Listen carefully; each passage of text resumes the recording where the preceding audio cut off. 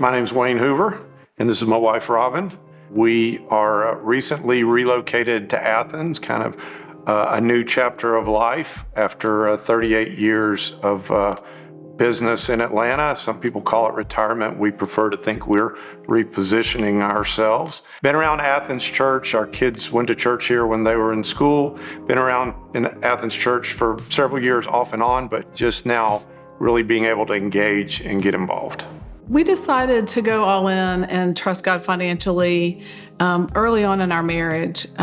We both came to our marriage with a little bit different view of tithing, but I was, the one who gave my percentage every month. I was raised that way to do that.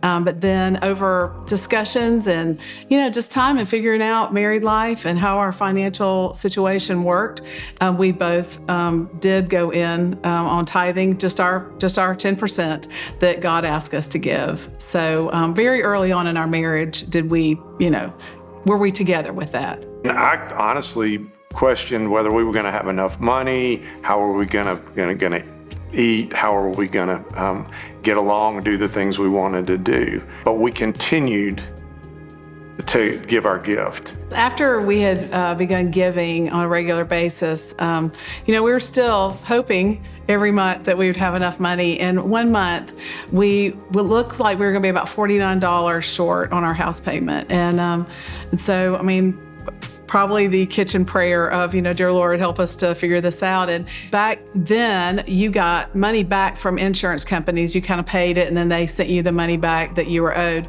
And the next day, we got a check in the mail for $50. So we had an extra $1, and we were so thrilled. And I think I remember celebrating that in the driveway, just that he had given us more than we needed. And I knew that it was because we had been faithful to what God had asked us to do.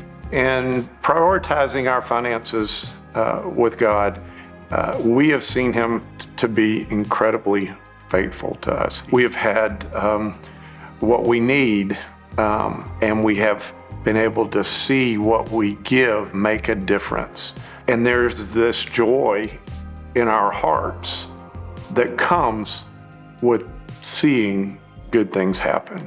Anyone who hasn't trusted God with their money, I would be tempted to almost beg you to begin that journey. I know with all my heart that if you will commit your finances to the Lord, then you will not have to worry about finances every single day of your life. I know that beyond a shadow of a doubt. That doesn't mean life is going to be totally easy financially, but he will give you a peace about what you do have and about what you have been given and what you do with it. Financial peace is huge, and it only comes if you give, what God's asked you to give.